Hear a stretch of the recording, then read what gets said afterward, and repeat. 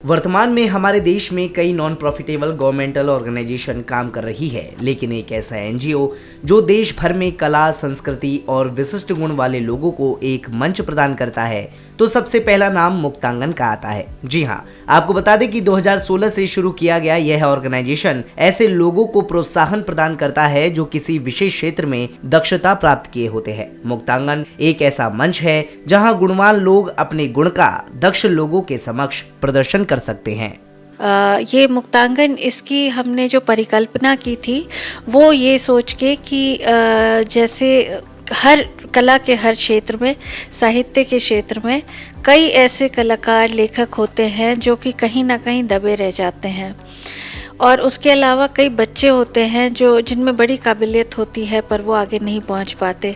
तो मुक्तांगन बेसिकली जब हमने इसकी स्थापना की थी 2016-17 में, तो हमने यही सोच के की थी और हम 2020 तक काफ़ी कामयाब रहे। मुक्तांगन के द्वारा एक ऐसा ही दिलचस्प कार्यक्रम 22 मई 2023 को मुक्तांगन उषा फार्म्स ईशापुर खेड़ा, द्वारका, नई दिल्ली में आयोजित किया गया, जिसमें पाकिस्तानी मूल के राजनीति शास्त्री और दक्ष लेखक इश्तियाक अहमद विशेष अतिथि के रूप में उपस्थित हुए। जानकारी के लिए बता दें कि ये पाकिस्तानी राज्य कट्टरपंथ और सैन्य शासन को लेकर अपने बेबाक विचारों के लिए जाने जाते हैं। लाहौर में जन्मे और पले बड़े इश्तियाक अहमद शेरो शायरी और महफिलों का लुत्फ उठाने वाली शख्सियत है और गजल सुनना पसंद करते हैं। इस कार्यक्रम के दौरान उनकी लिखी हुई एक पुस्तक Jinnah, his success, failure and role in history का प्रदर्शन किया गया और उसमें निहित हर एक लेख की समीक्षा की गई। इस कार्यक्रम की शुरुआत स्वीडन से पधारे सुप्रसिद्ध लेखक इश्तियाक अहमद के सम्मान से की गई। वहां पधारे अतिथियों के द्वारा शॉल उड़ाकर उनका भारतीय परंपरा के अनुसार स्वागत किया गया। जानकारी के लिए बता दें कि इस कार्यक्रम में जाने माने सुप्रसिद्ध पत्रकार राहुल देव और मुक्तांगन के ट्रस्टी राकेश वैद्य ने दक्ष लेखक इश्तियाक अहमद से कई सवालात किए जो उनकी लिखी हुई पुस्तक और हमारे भूतकाल में हुए सबसे दर्दनाक वाकये भारत पाकिस्तान बंटवारे से जुड़े हुए थे। तो एक तो मैं जानना चाहूँगा फर्स्ट राउंड में कि ये आपको दोबारा से ये कोविड, ये कोशिश, ये अटेम्प्ट आपको क्यों लगा कि आपको भी ये अटेम्प्ट करनी चाहिए, और जो आपका सामने जो हमारे एंड रिजल्ट आया looks like a great piece of research, एक तो उस पर थोड़ा सा रोशनी डालिएगा, और दूसरा इब्तदाई सवाल आप इकट्ठे जवाब दीजिएगा। I think I will request Rahul भाई कि अगर वो भी इब्तदाई में कुछ समथिंग ओपनिंग विंडो खोल दें। तो मैं पूछना ये चाहूँगा कि ये जो इतिहास को देखने की निगाह है आपकी, ये कैसे आपने हासिल की, और ये सोची समझी है कि आपकी अपनी नेचर का हिस्सा है?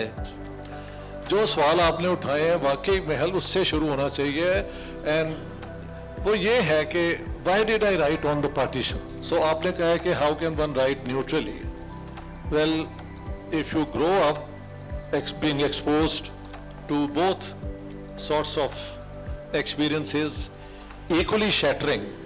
इश्तियाक अहमद ने उन सभी सवालों के बखूबी जवाब भी दिए जो उनसे पूछे गए, साथ ही सभी दर्शकों को भी अपने जवाबों से संतुष्ट किया। इसके बाद शुरू हुआ दर्शकों के सवालात का सिलसिला, जिसमें कई बड़े बड़े दक्ष और ख्याति प्राप्त व्यक्तियों ने उनसे सवालात किए। आपका एक इंटरव्यू मैंने सुना था विभूति नारायण राय के साथ।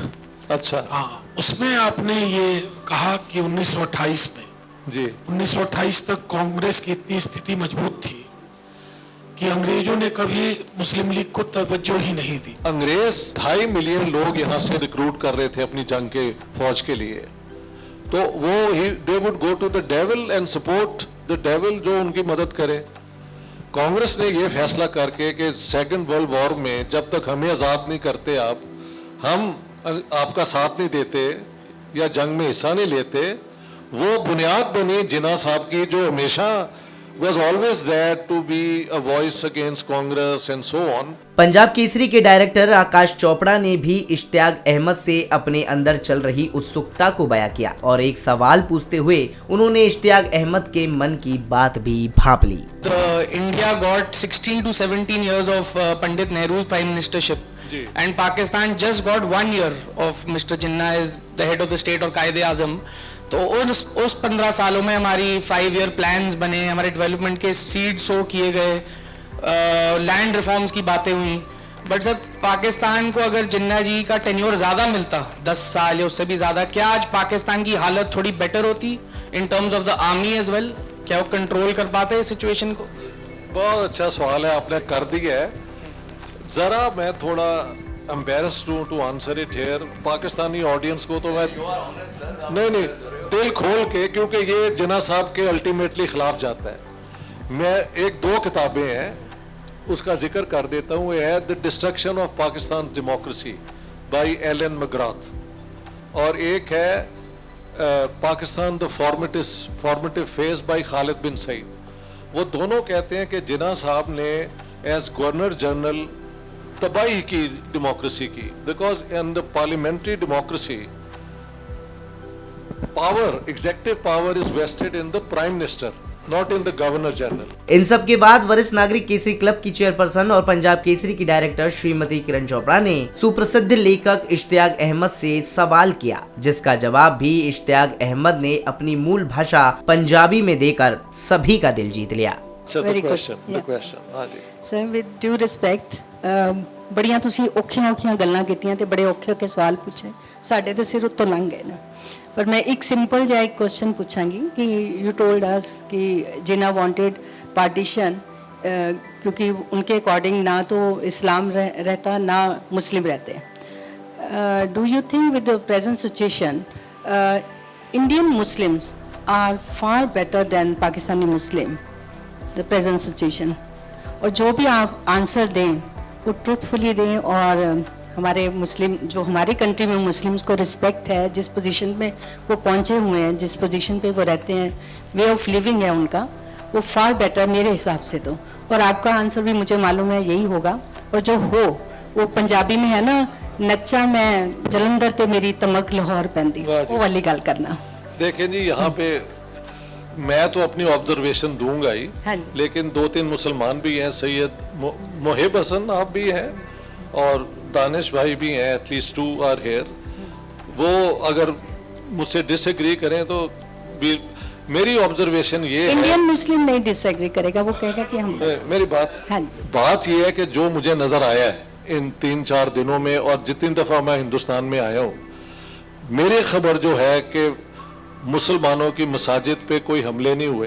हाँ जी, पाकिस्तान के अंदर तो हुए हैं, शिया सुन्नी मसाजिद के अंदर रैपिड फायरिंग से उन्होंने एक दूसरे का कत्लेआम किया। ये आप, मेरा जवाब जो है ना वो यही है कि I think you have a point which I agree with. ठीक है, सो मच सर।